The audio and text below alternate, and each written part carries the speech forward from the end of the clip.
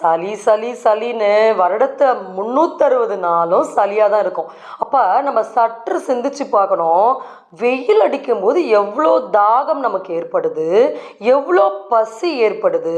அப்போ ஒருவருக்கு இந்த வெயிலில் கூட சளி வருதுன்னா உடம்புல எந்த அளவு அந்த சளி கழிவுகள் ரத்தத்தில் தேங்கி இருக்கணும், உறுப்புகள் எந்த அளவுக்கு ஸ்லோவாக ஒரு ஃபங்க்ஷன் பண்ணிட்டு இருந்தா இப்படி வயிற்றில் பசி எடுக்காமல் ஜீரண மந்தம் ஏற்பட்டு எது சாப்பிட்டாலும் சளி பிடித்து கொண்டு இரும்பலும் அதில் வரக்கூடிய வீசிங் ப்ராப்ளமும் அவங்களுக்கு ஒரு தொடர்ச்சியாக கண்டினியூ ஆகிட்டே இருக்கும்.